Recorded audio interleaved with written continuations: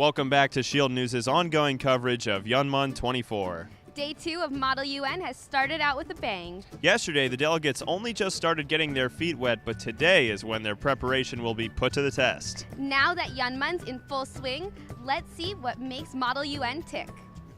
I'm here with Adina Kleiner, the Secretary General of Model United Nations for this year. Adina, tell me, and for our viewers who don't know, what is Model UN? So Model UN is very similar to what it actually sounds like. It is a simulation of the way the actual UN works.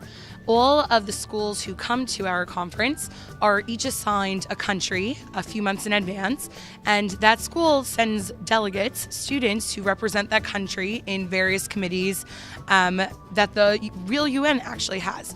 I'm here with Aaron Portman, the Undersecretary of Model UN 2014.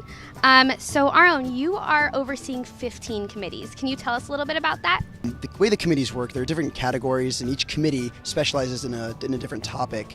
For example, the UNICEF, which is a popular one, deals with children's crises and how to distribute funds to children around the world. Another popular topic is the Mideast Summit, which talks about the conflict in the Mideast, dealing with Israel, Syria. In these committees, their specialization allows for the delegates to really probe the issues that they're discussing in the committee sessions and learn the specifics of those committees. And that really is the meat and potatoes of the convention, of the committees, and the delegates learning about the different topics. So each committee has about 30 to 40 different students in the room, each representing countries from all of the continents across the globe. And at the front of the room are 3 YU students who basically lead the committee session. They're called the chair, the assistant chair, and the administrative assistant. I'm here with Josh Hanau, the chair of the Counterterrorism Committee. Josh, thanks for joining us today. No problem. Thanks for having me. So the chair is pretty much the moderator, the overseer of the entire committee. I call on people to speak out. I, ask the delegates if they want to make certain motions. I decide whether or not they have permission to make a motion at a certain time. But for the most part, I allow the committee to function on its own. Their job is to run the debate, make sure that the logistics and technicalities and formalities that are really a big part of Model UN occur, and that procedure moves smoothly. One of the objectives of Model UN, aside from gaining tremendous oratory and diplomatic skills, is to win the award of Best Delegate and to win the gavel. So how would one win Model UN? So there's a list of criteria necessary to win Best Delegate or Honorable Mention. And each chair, along with the Assistant Chair and the Administrative Assistant in each committee, is responsible to pay attention to each delegate, to focus on what they're saying, the kind of propositions they're bringing up, teaming up with other countries, and really just creating a successful plan. And whichever delegate displays the best, I guess you could say they're the best delegate. If they're able to do all these things successfully, then they'll win the award.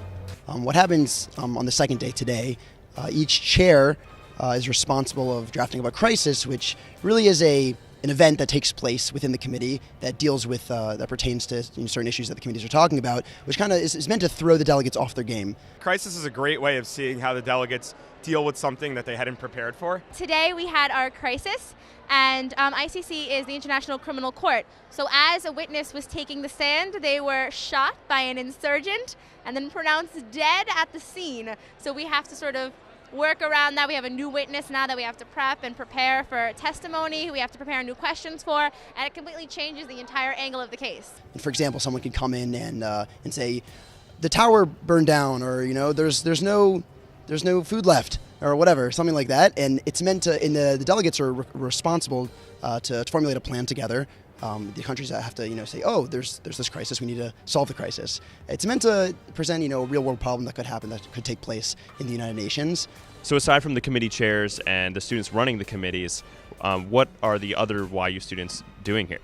So we have a lot of students who are very invested in social media, and that's where their skills really lie. Twitter is really big here on Model UN.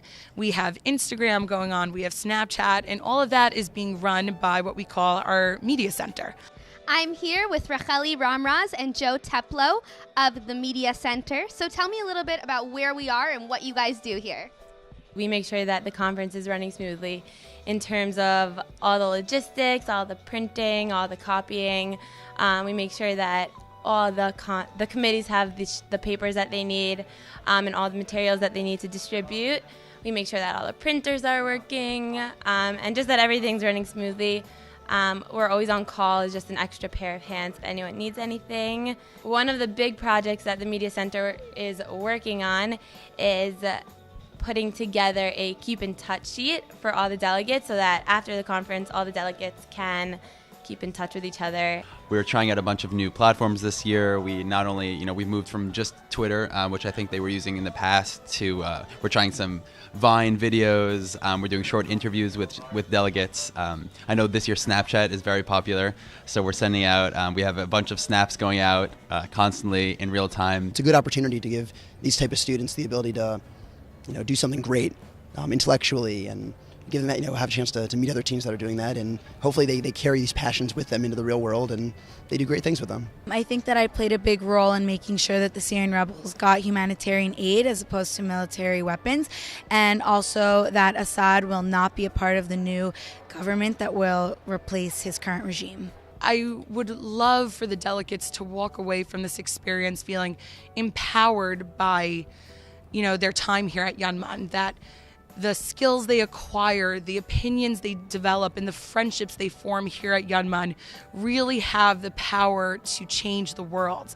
They too can be that voice, that their words can have that power, and that everything that YUNMUN is about is not just about the competition.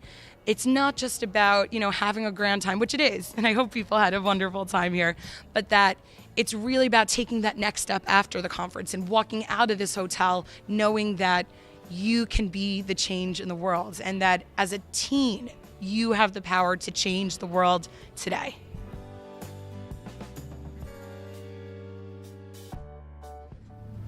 Wow, Shimra, Model UN at YU is really something. Yeah, Ben, the hard work and dedication of both the YU and high school students is really apparent to all of us. From the secretariat to the committee chairs to the behind-the-scenes media room, it's really an impressive production.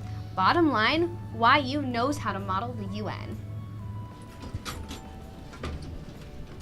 We had a chance to sit in on some of the committees today, and I'm going to have to say it was a tough contest. Join us tomorrow for the grand finale of YUNMUN 24. Ben Shiner, Shimra Barnett, S.H.I.E.L.D. News.